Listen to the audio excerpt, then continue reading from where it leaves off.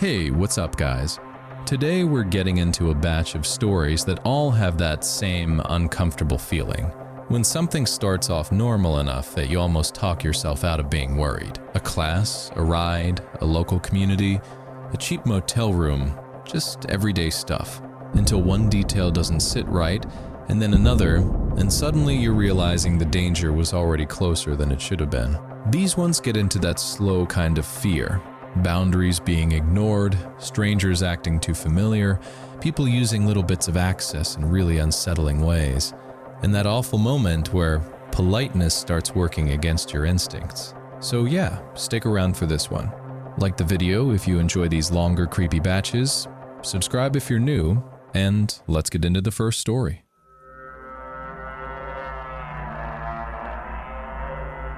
I signed up for the breathing course after a few months where my life had gotten small.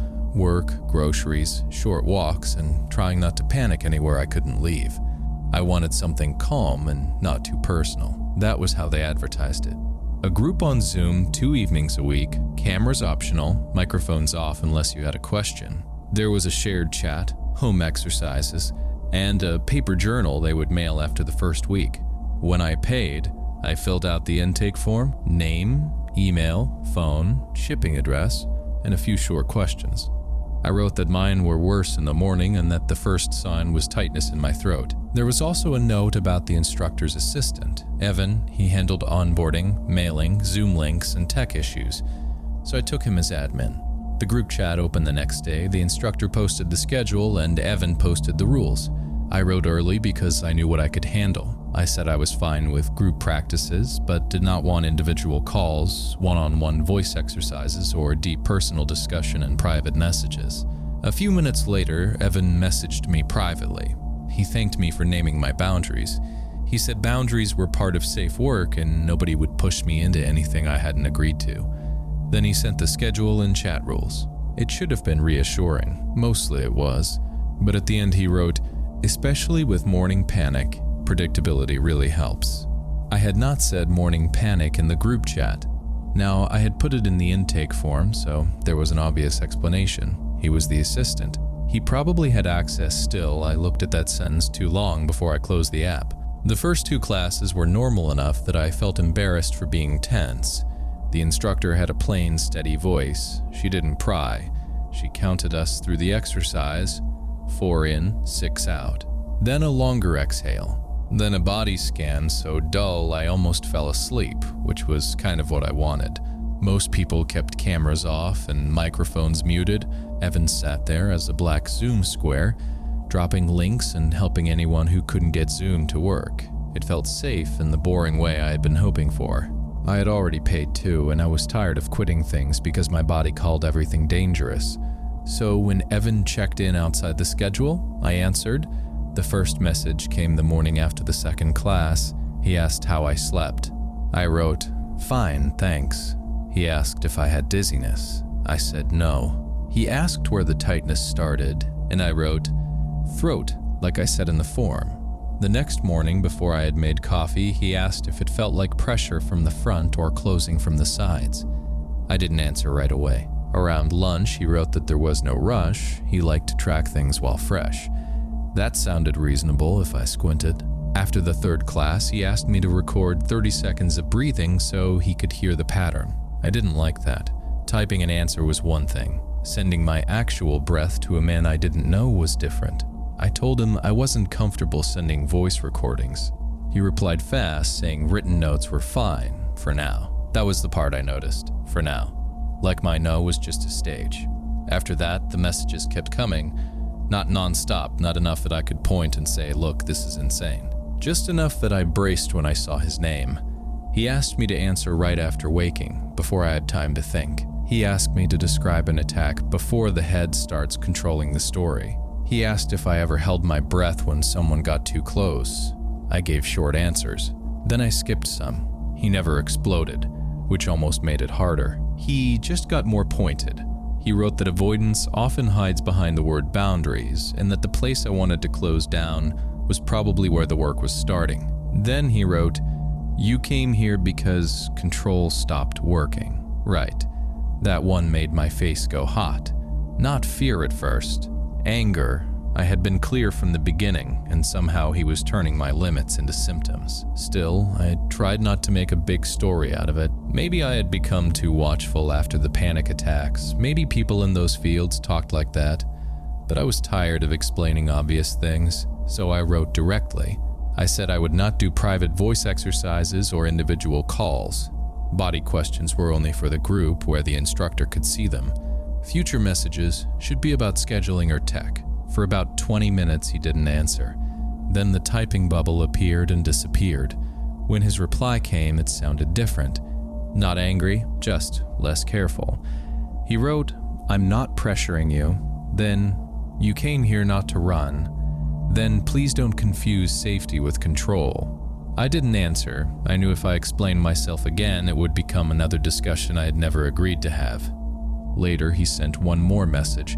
He said maybe we could try 5 minutes at the door of contact, which he called a resistance practice. 5 minutes of staying present where I would normally pull away. I read that phrase several times. It sounded stupid and too intimate, but still not like a threat. More like bad professional language from someone enjoying a little authority. That was how I left it. I muted notifications from him and stayed in the course. Because I didn't want to quit another thing over fear, didn't want to look difficult, and wasn't even sure the real instructor knew he was messaging me like that. At the next class, I set myself up like nothing was wrong. Laptop on the kitchen table, camera off, water beside it, chat open. My phone was face down next to the laptop because I didn't want to see his name. Not much of a plan. Just one less thing to look at. The instructor started the long exhale practice. Everyone was quiet. Just her voice counting and those black squares with names under them. About halfway through, my intercom buzzed. People hit the wrong apartment in my building all the time. Couriers, neighbors, friends, food delivery guys. So I sat there with one hand around the glass, trying to stay with the count. It was from Evan. He wrote, "I'm downstairs. Don't be scared. It would be better if you opened before this becomes a scene." I stared at it while the class kept going. The instructor was saying, "And out, 6, 5, 4, like nothing had changed. The intercom buzzed again. This time I got up, but not fast. My legs felt heavy and stupid. The laptop stayed on the table behind me, still playing the class. I picked up the handset without saying anything. A man's voice came through. "It's Evan. Can you let me in, please?" Then he said my apartment number. I hung up. On the laptop, another message appeared. I could see the private chat box moving from the door. "I'm right here." Then, "Don't walk away."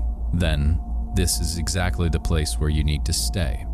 I still didn't write in the group chat. I know that's the part people want to fix from the outside. The box was right there. I could have typed, "Your assistant is outside my building," but I was by the door with the handset in my hand, my phone was on the table, and my fingers shook so badly I couldn't get a grip on the lock chain. Also, and this is the ugly part, that phrase about not making a scene got into me. Any message felt like stepping into the thing he wanted. So I stood by my door and did nothing. The buzzing went on for a few minutes. Not constant, just enough that every time I thought he had left, it came again. He didn't shout. He didn't kick the downstairs door. There was no big movie moment. Then it stopped. I stayed by the door until the class ended, and Zoom went back to that little survey screen. After that, I took screenshots and sent them to the course email. The reply came a couple hours later, written in that careful customer service way that makes you feel like the mess they have to manage. They said they would look into it and asked me not to discuss it in the group chat while they reviewed internal communication. By the next day, Evan was gone from the moderator list. Nobody explained whether he had been removed or had left. Nobody told me who gave him access to addresses, whether he came on his own or whether the instructor had seen his messages. A few days later, the breathing journal arrived. The box didn't look obviously opened. That was the problem. One corner was torn and taped over with regular clear tape, not packing tape, and the shipping sticker was wrinkled like someone had peeled it up and pressed it back down. I put the box on my kitchen table and left it there unopened, and after that, I turned my intercom off at night. That one is so frustrating because the scary part isn't just that he showed up, it's how carefully he worked his way there. He took normal therapy language, words like boundaries and safety and resistance, and used them to make her doubt the most basic instinct of, I don't want this man contacting me privately. And that is such a gross misuse of trust, especially when someone signed up for help because they were already feeling vulnerable. Also, the fact that nobody really explained how he got access, or what happened after, makes that ending so much worse. I hope she never opened that journal box. Alright, let's move into the next one.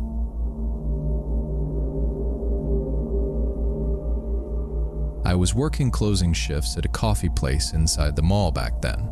That night I got out late because a drain backed up under the espresso machine and the drawer was off by a few dollars. By the time I came out through the service hallway, I smelled like burnt coffee and mop water.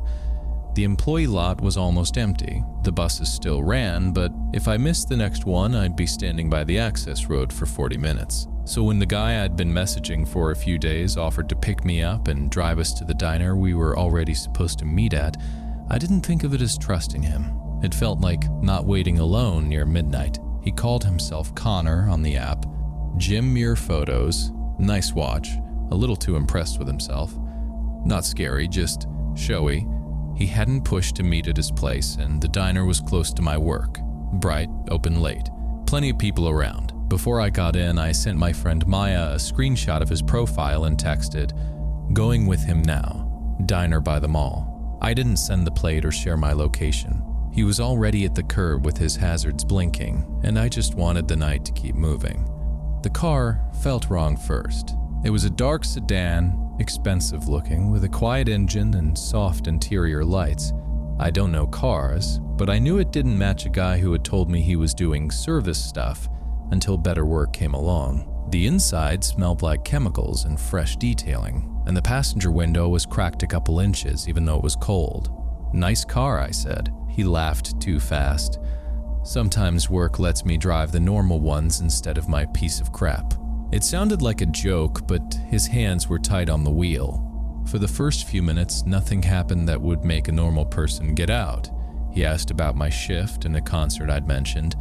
Then I noticed a flat plastic service tag hanging from the ignition. "So is this actually your car?" I asked. He glanced at it. No. Kind of. I work at a wash and service place. We move customer cars around all the time. It's fine." "What do you mean move them around?" "From the wash to the bay, from the bay to the lot. Don't worry, it's not stolen or anything." That bothered me more than the tag. I hadn't said stolen. Still, I told myself I was being dramatic. People borrow cars, people work weird jobs. I kept my tote between my feet with my phone in the side pocket where I could reach it. At the long light by the interchange, I saw a backpack shoved under the back of the passenger seat, just a corner and one strap showing. The floor mat was spotless around it. "You got a kid hiding back there or something?" I said. His jaw tightened. "What?" "The bag, under the seat." He leaned a little my way. "That's nothing. Don't mess with that." Then he changed his whole voice and started talking about milkshakes at the diner. It was too quick, not enough to scream at him to stop, but enough that my stomach tightened. We were on the ugly stretch near the ramps, and the diner should have been ahead and left.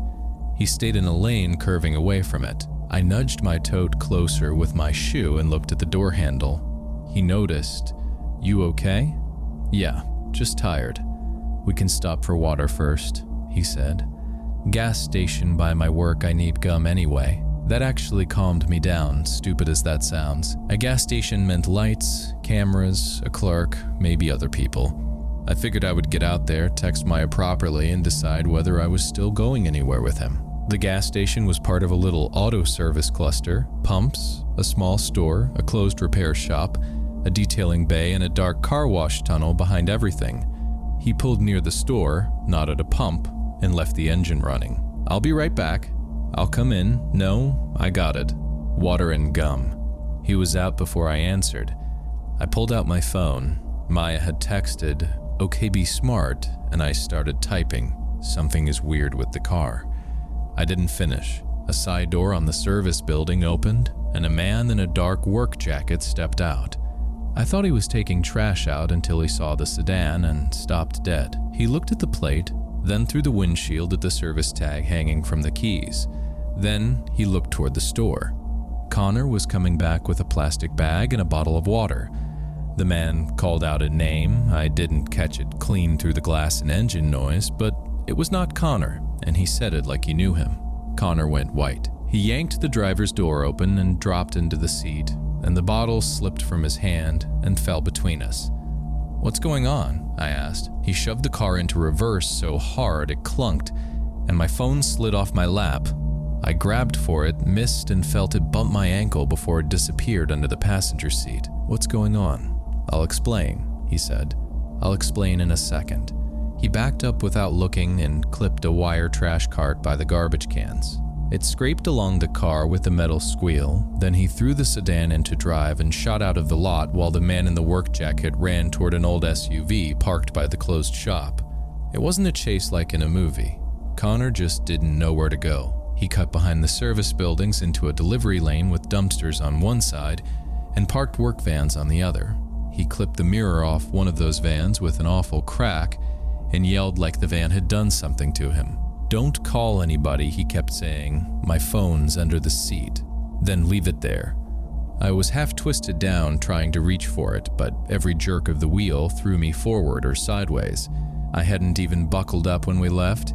I got the belt across me with one hand while holding the door with the other, and it locked tight against my shoulder when he bounced us over a curb hard enough that my teeth clicked together. The SUV stayed behind us. Not on the bumper, not doing anything crazy, just there, headlights steady, turning when we turned. "He knows you took it," I said. "I didn't take it." "Pull over. You don't know what they'll do to me. I'll get fired." He said it like getting fired was the emergency. That was when I reached for the door handle. I don't know what I thought I was going to do, jump out while we were moving, I guess, but I wanted out of that car. He grabbed my wrist so hard his nails dug into me. "Don't make this worse," he shouted. Then he turned us back toward the wash, like there was some rear exit he could cut through. He went too wide around the detailing bay and hit one of those yellow metal parking barriers, the low kind bolted into concrete. The passenger side slammed into it and the whole car lifted and dropped. My door took most of it. The cracked window jolted down farther and stuck about a third of the way open. The door handle moved, but the door itself didn't. Something under my seat popped loose and that little backpack slid out and landed against my shoes. He looked at it, then at me. For half a second, I thought he was going to reach across me for it. Instead, he unbuckled, shoved the driver's door open, and climbed out. "Say you don't know me," he said. Then he ran between the wash bays. The SUV braked near the entrance and two men got out, the first one in that same work jacket. I was still in the car with a jammed door, my phone somewhere under the seat, and a child's backpack touching my feet. They were yelling at him, then at me, and for the first few seconds I don't think they knew whether I was a victim or helping him steal cars. "I don't know him," I kept saying. "It was a first date. I don't know whose car this is." Nobody opened my door because it wouldn't open. One of them told me to crawl out the driver's side, but I couldn't make myself climb over that bag and across the seat with everyone shouting outside. I went for the window instead. I squeezed my shoulders through the gap, scraped my ribs, and sliced my palm on the bent metal. Then I dropped onto the wet concrete by the wash drain, shaking so bad I couldn't stand up. After that, it was police, service guys talking over each other, somebody finding my phone under the seat, and me repeating the same few sentences until they believed I had only known him for 4 days on a nap. I heard enough to understand the sedan belonged to a customer and that Connor, or whatever his real name was, had no permission to take it off the property. Nobody told me whose car it was. Later that morning, after Maya picked me up and took me home, I dumped my tote bag out on my bed because there was blood on the lining from my hand. A little laminated school card fell out with my lip balm and keys stuck to the bloody napkin I'd pressed against my palm, with a little girl's picture on it and my blood across one corner. I mean, that is a nightmare first date scenario, because she did a lot of things people always tell you to do. She met in a public place, told a friend where she was going, sent the profile, and still, within minutes, she's trapped in a stolen customer car with the guy panicking like his job is more important than her life. And then the backpack and the school card at the end. Yeah, that makes the whole thing feel so much darker without even needing a full explanation. The scariest part is how fast a quick ride to the diner turned into her crawling out through a broken window. Absolutely awful. And now, on to the next story.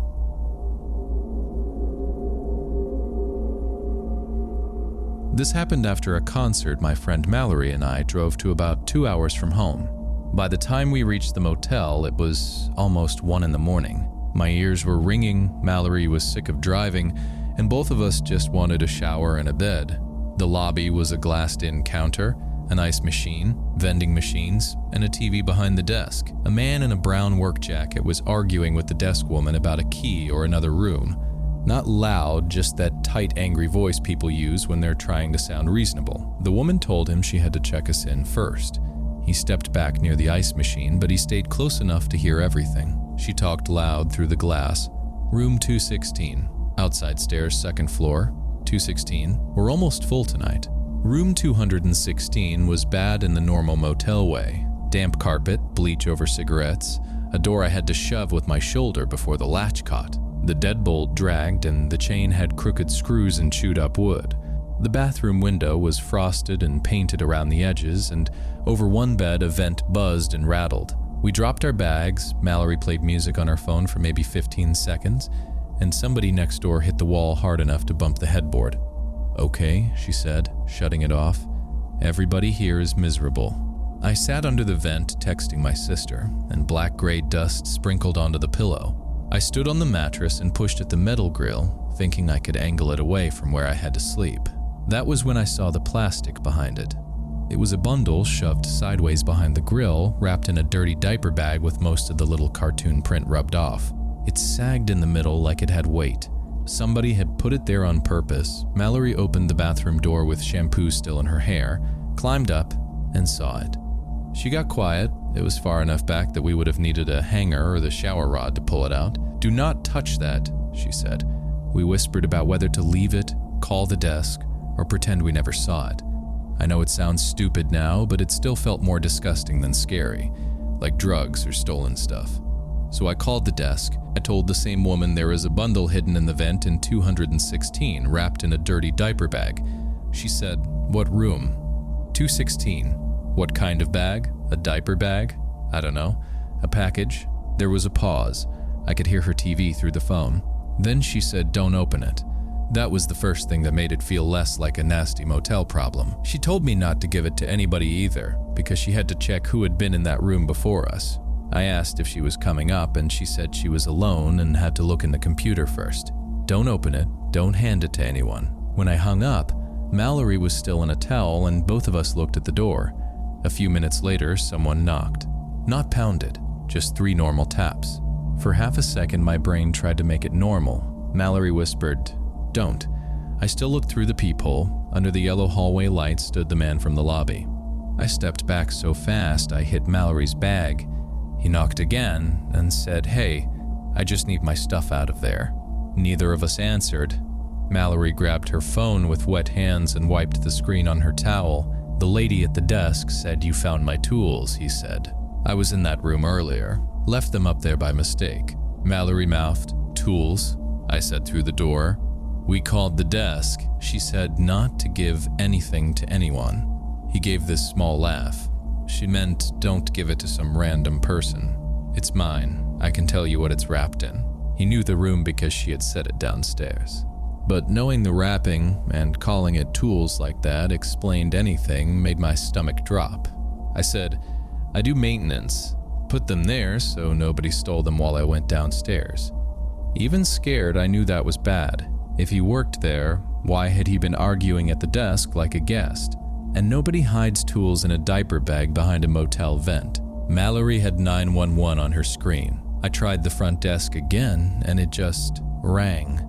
Opened it a crack and handed out. "No," his voice got thinner. "I'm telling you it's mine, and we're telling you to go to the office." The handle moved. He turned it slowly, feeling the latch, then pushed his weight into the door. The deadbolt held, but the door flexed, and the loose chain clicked in its screws. Mallory hit 911 and started talking too fast, saying, "Motel room, man at the door, package in the vent."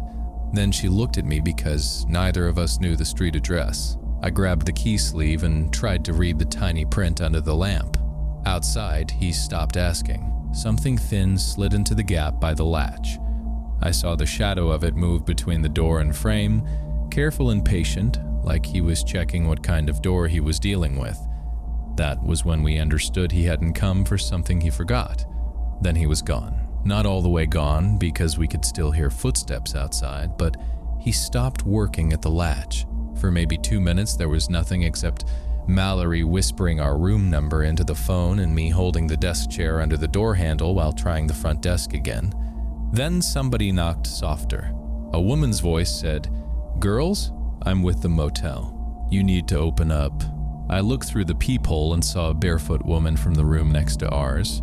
Jeans, jacket over a tank top, no badge, no uniform, no keys. The man stood right behind her shoulder, so close she was almost leaning away from him. She said, "I just need to take the package."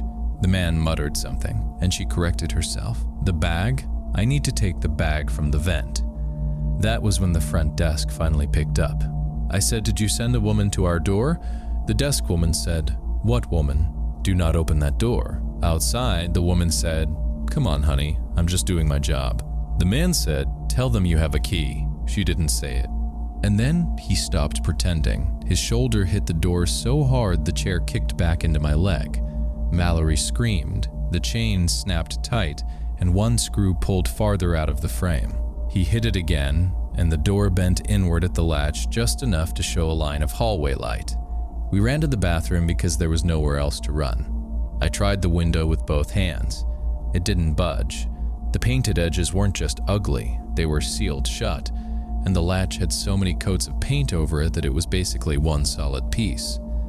Mallory grabbed the towel bar and tried to pry under it while I shoved the chair under the door handle again. The next hit cracked the frame. That noise brought out the neighbor. He came out yelling before he understood anything, this big half-awake guy in sweatpants with one boot on and a heavy flashlight in his hand. "What the hell is wrong with you people?" For 1 second, everybody yelled over everybody.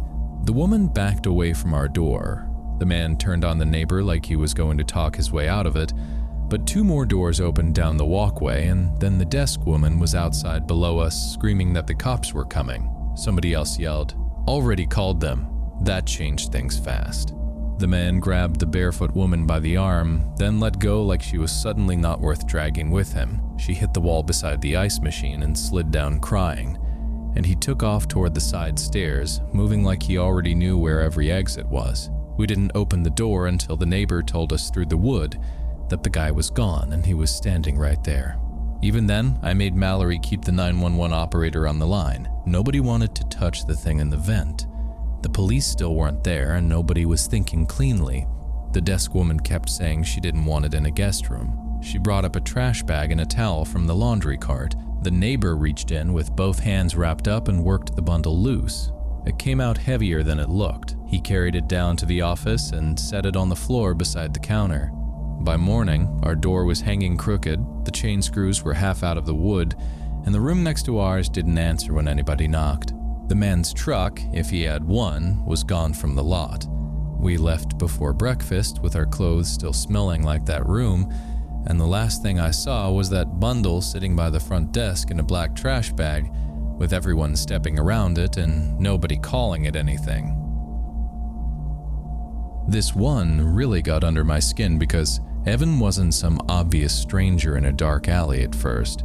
He was a moderator. He was useful. He knew people, codes, rooms, schedules, all those little scene details that seem harmless until the wrong person starts using them. And the way he kept framing control as protection is just so creepy. He wasn't helping her. He was shrinking her world until he was the only person left in it. I'm glad she finally yelled exactly what was happening because that probably saved her. And that takeout bag with her Discord handle on it, that is such a chilling little detail. Let's get into the final story.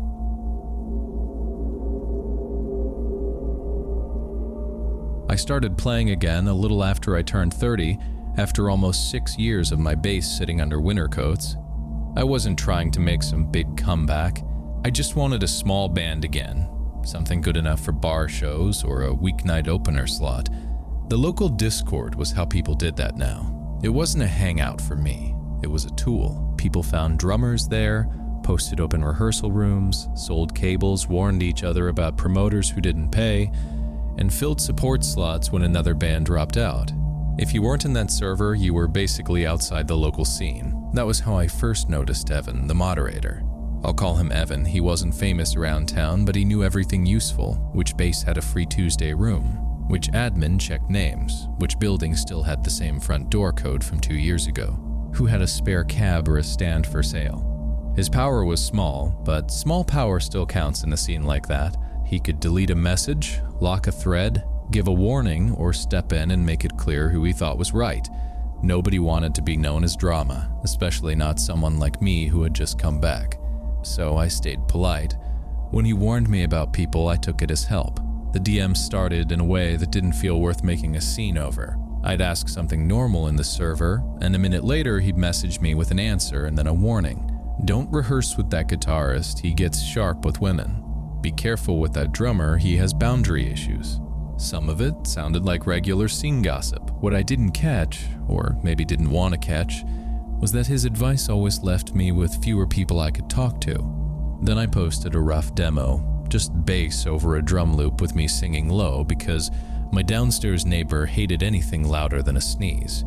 A guitarist I'd been messaging made a dumb joke about the bass sounding like it was hiding from rent. It was a little mean, but not life-ending. I had a reply typed out about waiting until I added the guitar hiding from tuning. Before I sent it, his message disappeared. Evan posted with his moderator tag telling the guy not to dogpile people sharing work, especially women coming back into the scene. Then he gave him an official warning.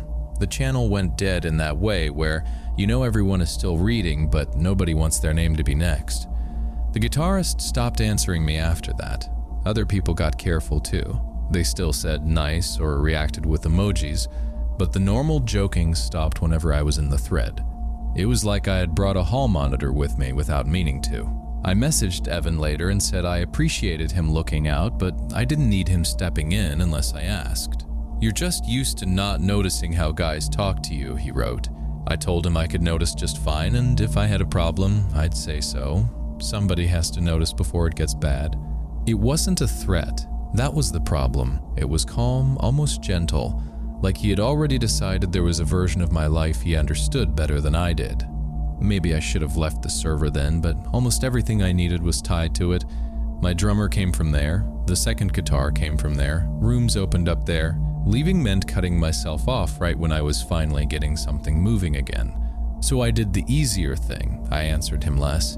I stopped reacting to his warnings and started talking directly to people he didn't like. One was Mara, a guitarist he called abrasive, which mostly meant she was blunt and didn't laugh just to make people comfortable. The drummer was Phil, who taught lessons during the day. It wasn't a band yet, but it was enough to get in a room with real amps and see if the songs worked. We booked a Thursday night at an old rehearsal space in a former office building on the east side. The front door had a keypad, but the code had been passed around musician chats for so long that people joked it was older than some of the bands. The admin wasn't always there. Cameras covered the main door and maybe the lobby, but not the back halls. Past the lobby, sound got swallowed up weirdly. A closed door 10 feet away could hide a real argument or make a loud band sound like nothing but amp hum. That was normal there, not safe exactly, just normal. The night before rehearsal, I printed a few little flyers at work because we still wanted a keyboard player. Nothing fancy, just the project name, my Discord handle, and a line about needing someone who could play simple pads. I taped one to my apartment wall and took a picture for the server because it looked less sad than another plain text ad. I didn't think about what was behind it. On the edge of the photo was the white schedule board where I had written the rehearsal time and room number Mara had sent me. Under that, because I had reused tape from my bass case, was a peeled little sticker from the rehearsal building with the place's name on it. To me it was background, but for someone in the local scene, it was enough to know where I was going. I got there early because I didn't want to be the one fumbling around in front of people I barely knew. I wanted to pay for the room, get my bass out, check the amp, and look like I had done this before. The front door opened with the same stupid code everyone knew. No admin at the desk, no one in the little office with the half-broken blinds. Down the hall I could hear drums, and from another room there was a guitar doing the same riff over and over. I had my bass on my shoulder and my phone in my hand, looking for room 214, when I saw Evan. He was already inside, not outside by the door, not coming in at the same time as me, not passing through like it was some accident. He was standing past the room I was supposed to use, near the turn that led toward the back exit. For a second, my brain tried to make it normal. People from the server used that place all the time. Maybe he had a room. Maybe he knew someone rehearsing. It was easier than thinking the obvious thing. Then he said, "You shouldn't be here." He didn't say it loud. That made it worse. I asked what he was doing there, and he talked like we were already in the middle of a conversation. He said the people I'd booked with weren't what they seemed. He said he had seen how they talked to me. He called Phil by his server name and brought up some old argument I barely remembered, then said Mara liked to test women. I told him I was fine and tried to step around him toward my room. He moved with me, not blocking me with his whole body, but staying in that angle where I had to keep shifting away from him, away from 214 and toward the side hall. He said I would understand later. He said I was walking into something because I wanted to prove I didn't need help. That was when I took my phone out properly. He didn't grab my wrist. I think that's why it took me half a second too long to react. He grabbed the strap of my bass case instead, right near the metal adjuster, and pulled it toward him, hard enough that the case twisted on my shoulder and the bottom of it smacked the wall. I followed it without thinking. That bass was the one good instrument I owned, and I know that sounds ridiculous compared to everything else. But in the moment, all I could think was that the headstock was going to crack against the corner. I told him to let go. Quiet at first, too quiet. I didn't want to become the crazy woman yelling in a rehearsal hallway before the first song even started. He kept pulling. Not like in a movie, not dragging me by my hair or anything obvious, but enough that every step I didn't take made the strap bite into my shoulder and made the case jerk sideways. He said, "You'll get it after. Just come outside for a second." That was when I stopped caring how it looked. I yelled for him to let go. The door opened behind me and two guys looked out from one of the rooms. They had guitars strapped on and that blank, annoyed face people get when they think somebody else's relationship fight is spilling into their space. Nobody moved at first, so I yelled, "I don't know him. He won't let me leave." One of them stepped into the hall and said, "Hey man, let go of her stuff." Evan let go so fast, the strap snapped back against my shoulder. He didn't argue. He didn't explain. He just looked at the three of us, then turned and went through the side exit into the back lot. No big fight, no speech, nothing. One of the guys checked the door a minute later because he said he wanted to make sure Evan wasn't waiting right outside. He came back holding a takeout bag from the place around the corner. It had been sitting by the radiator next to the exit, 2 drinks, food already cold, and a receipt stapled to the top. The name printed in the order field was my Discord handle. That motel story is just pure dread, not because we ever get a clean answer about what was in the bag, but because every single person around that room acts like they already know it's something bad. The desk woman saying not to open it, the guy magically knowing the wrapping, the fake motel worker, the door starting to give way. It just keeps getting worse in such a believable way. And honestly, the front desk saying the room number out loud, with that man standing right there, is one of those tiny, careless moments that can turn dangerous fast. I'm just glad the neighbors finally came out, because that could have ended so badly. And that wraps up this batch of creepy stories. I think what made these so uncomfortable is that none of them started with some obvious movie-level warning sign. It was all normal places, normal apps, normal rooms, normal people, with just a little too much access. And that is honestly what makes it feel so real. These stories really hit that specific fear of realizing your instincts were right, but only after you've already talked yourself into being polite, patient, or reasonable for way too long. Let me know in the comments which one bothered you the most, because I'm honestly curious. Was it the breathing course, the car ride, the music scene mod, or the motel room? And if you enjoyed the video, please leave a like, Subscribe if you're new, and feel free to share your own creepy experience if you've got one. Thanks for hanging out with me, and I'll see you in the next one.